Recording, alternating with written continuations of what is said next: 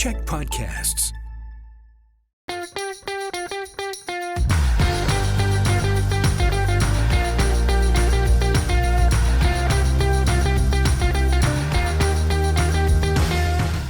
Hey everyone, welcome to Political Capital, your source for all the latest in BC politics. I'm your host, Rob Shaw. Thanks so much for being here, whether you're watching us on CHEK or on YouTube or listening to us on your podcast devices. Remember, all the past episodes are there on podcast, but also on the CHEK Plus app if you want to catch up on what we've been talking about the last few weeks, because it has been busy. There's been lots of discussion about the Royal BC Museum project, which we want to bring in again, because it continues to be a big wedge issue in BC politics when developments happen in other files. On the pod squad this week, we have Jeff Ferrier from Hill and Knowlton, and we have Jillian Oliver, BC Green Strategist Extraordinaire, with us each and every week. Katie is off doing other activities, but she'll be back soon. So we are going to jump into the issues and kind of kick them around a little bit, because it has been one of those weeks where it's a little bit more difficult to figure out what's an issue that's sticking and what's an issue that's not, and what's kind of going on. The first one that we want to jump into is schools. And there's a lot of discussion this week about a kind of a number of school projects that didn't proceed across the province. There's a high school in Mission promised by two NDP MLAs that has been deferred indefinitely. There is an elementary school in the Olympic Village in Vancouver that continues to not get funding. And we discovered this week there were 7 school projects across BC this year that have been deferred due to pandemic financial pressures and to redivert some money towards more urgent services, including some financial pressures from the flooding in November. That led to, of course, the BC Liberals and others saying, hey, if they're financially squeezed on schools, how can the province afford to push forward with that $1 billion Royal BC Museum we've talked about in the past? And that created this kind of clash that we have seen over the week. Jillian, you're looking at this. Is it a political issue that continues to sort of stick, do you think, this museum to different things? Or is this just another momentary flash in the pan? Or what did you view all of this like? Yeah, I think like the optics are not good. I think this is exactly what we were talking about initially when the museum story was first hitting, that if it can start to be tied to other things and other issues, it can become sort of this metaphor for how government is out of touch and doesn't have its priorities straight in general. I think especially with the schools, because this was a huge part of the NDP's 2020 election strategy, where they went to all of these different communities, promised lots of infrastructure projects, ended up winning a lot of those ridings. And now, they're being seen to not be delivering on things that are really important and that are really, urgently needed. Schools and are obviously really important in communities that are growing a lot. And if they have seismic issues as well. And I think it starts to become a narrative of, did the government overpromise and underdeliver as we get closer to the next election? That could really come back to haunt them. They're pretty important ridings too. Like, for example, Pam Alexis is the first New Democrat elected in the Abbotsford area, in part on a promise for a new high school in Mission, or Brenda Bailey picking up Vancouver Falls Creek, in part in a promise for that Olympic Village school, and then being unable to deliver has put them in some difficult kind of situations. It makes you wonder why those schools were the ones picked. Jeff, there's an enormous school capital budget. I think it's $3.2 billion over 3 years for maintenance, seismic upgrades, that type of thing.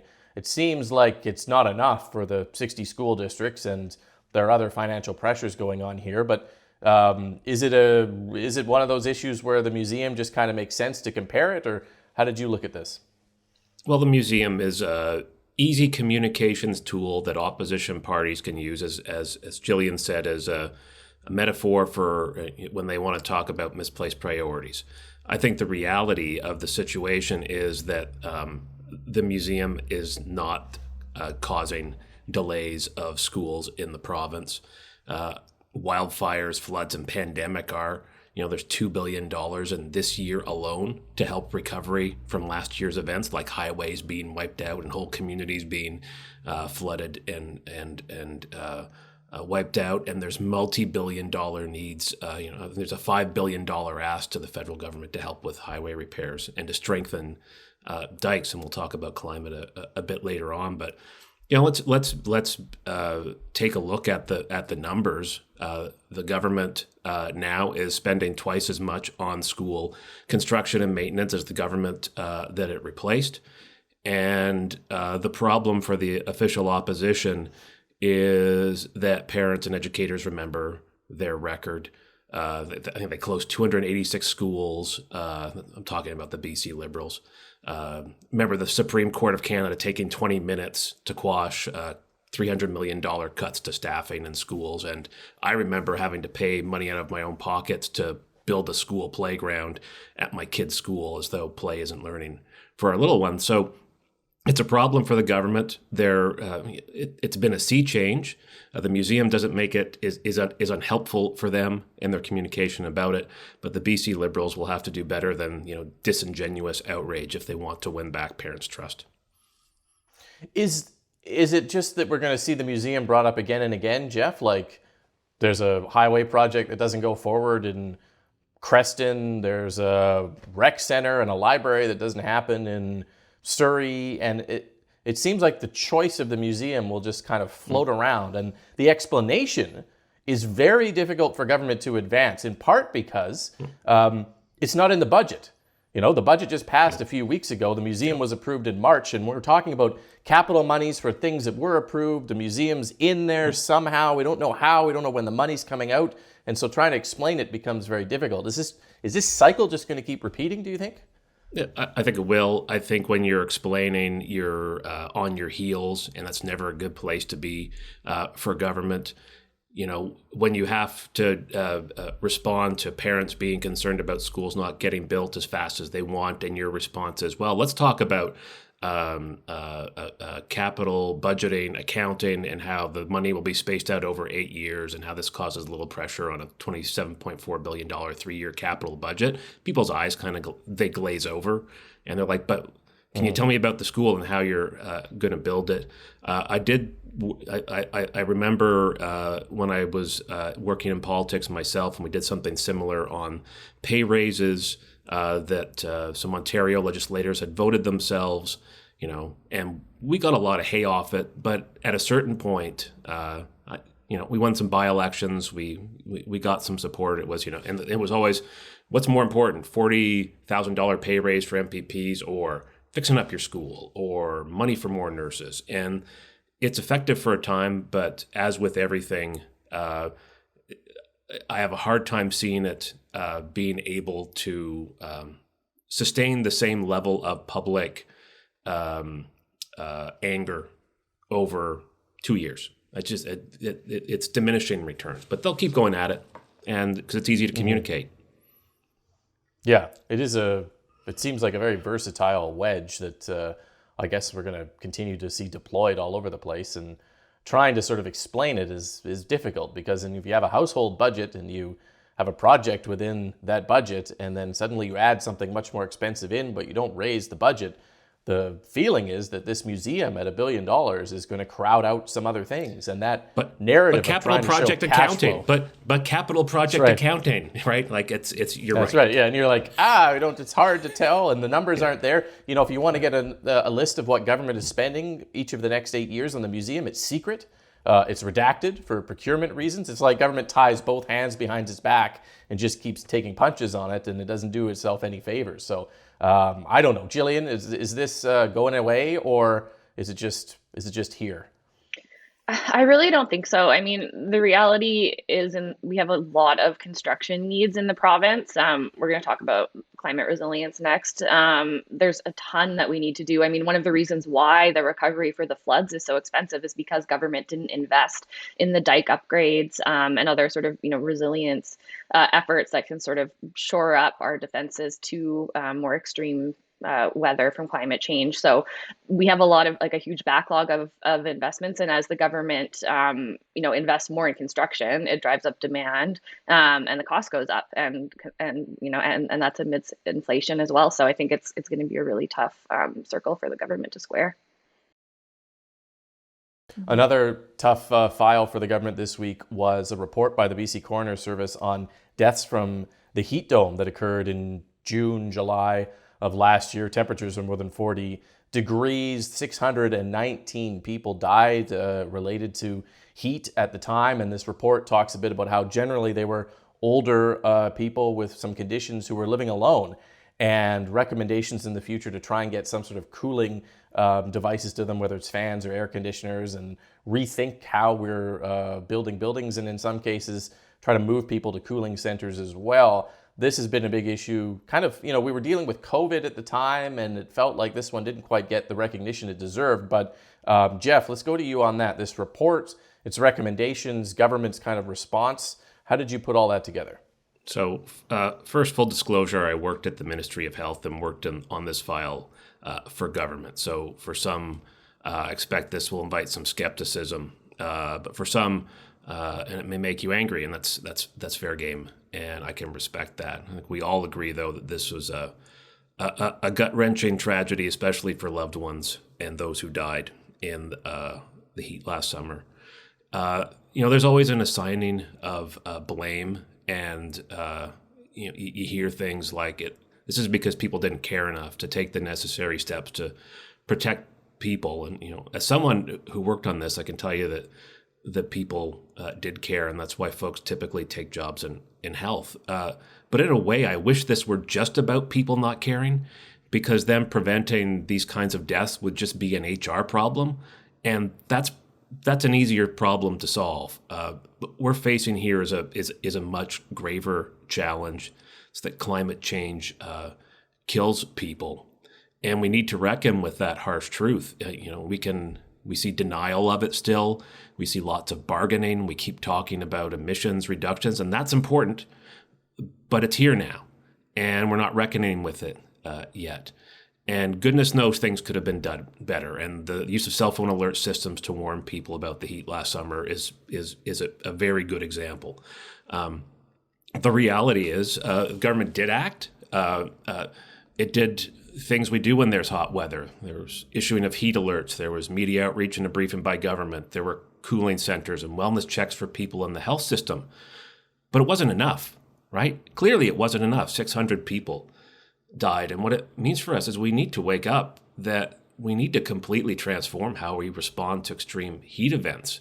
The government needs to do better, but read the report. It says we need to identify every vulnerable person, check on them during extreme heat events to make sure they're okay. That's beyond the ability of government to do by itself. We're in a spot now where climate change is so serious and causing such serious problems in our communities that we almost need a heat response brigade of citizens to check on one another during these events to make sure that people are safe and cool. And it's going to take a whole society response to get it done, and more broadly, and I've talked enough about this, but I'll just say it reinforces the need to act swiftly on climate adaptation. Because it's here, it's happening, and the sooner we accept this, the better off we'll be. Those are great points, I think, and the scope of the solutions that are in this report to rethink fundamentally how we build buildings and deal with kind of a history in British Columbia of mostly dealing with cold and wet kind of conditions. And Jillian, lots of big issues at play here. How do you look at it? Well, yeah, I think, it's sad because I think like climate advocates have been trying to sort of sound the alarm for so long, but there's been a tendency to have viewed the environment as sort of like other than human society, where we're sort of realizing too late that our whole province is built on, a set of assumptions that just aren't true anymore. It's the same thing with we've got a ton of infrastructure built in floodplains. And we have a ton of buildings that were not made to withstand heat waves like this. I think that the action from government does seem a little slow. A lot of these recommendations are things that other jurisdictions have already undertaken in response to deadly heat waves that they've experienced. Of course, like Jeff said, it's going to be a huge mobilizing effort, but I don't think that we should have had to wait for the report to implement it. Other cities, New York City has a system where they, subsidize ACs for people who are low income. They also have a system where you can proactively register that you could be at risk. The report found that most people had, at least 80% had 3 or more chronic compounding conditions that contributed to their situation. And also a bunch of people died in long-term care. So there's a lot of reforms, I think, that could be made a little bit more quickly through existing systems to sort of, make up for the lost time. And I think it would be great to see the government act with a little bit more urgency, because it's a horrible tragedy reading this report. But Jillian, did you get the sense that there is that action? I know government was very sensitive to the release of this report, and that's why just the day before, 2 days before, they started announcing that they are proceeding with the heat alert ready system, announce warnings in the future where your cell phone or it'll cut into your television or your radio broadcast telling you that there's a heat warning, which is one of the recommendations here, a more coordinated response. And obviously government wanted to get out in front of that. But did you get a sense on the issues you've talked about that are larger, that is a priority based on what we're sort of hearing from this government these days? Well, I think like Jeff said, everybody that works in government cares. It's just that we have a lot of urgent priorities right now. I think that, we've got a big backlog of things that we should have been dealing with proactively that we haven't. And now, we're dealing with multiple kind of overlapping crises. So I think I'm sure that there's capacity issues and they don't want to overpromise and underdeliver on this. And that's why they've said, they're looking at rolling out some of these programs in 6 months. But we had a weather update last week that says that we could be looking at a more extreme heat later on in the summer, in July and August. So, it's concerning. I don't know. Yeah, we've got to get it done. Jillian's right. I mean, we've just got to,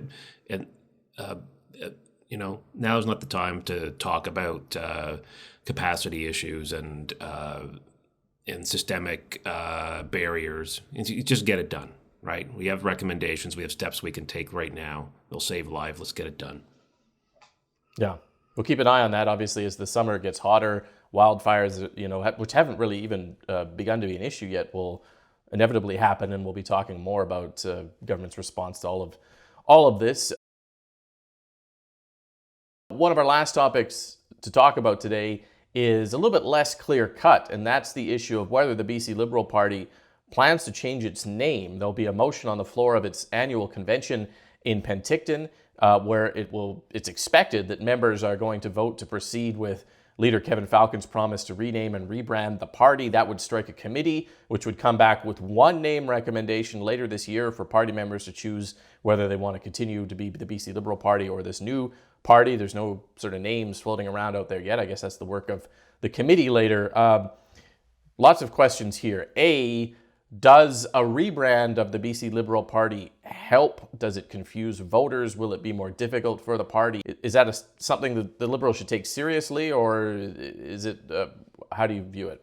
This would be the first time that the BC Liberals listen to my advice if they listen to me on this. I will say that they want to talk about their name because the last thing they want to do is talk about what they stand for and how they're going to reckon with the divisions within the traditional elements of their coalition, which is federal Conservatives and federal Liberals. And just, one quick example, this week, federal Conservatives said we should ban vaccine mandates.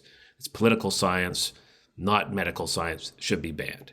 There's going to be people in the BC Liberals who agree with that. There's others who will agree with federal Liberals that it's, these mandates are lawful, effective, and based on rock solid science. So that's the kind of divisions that they have and that help the NDP form government. If I could give some advice to the Liberals, it's to consider a couple names.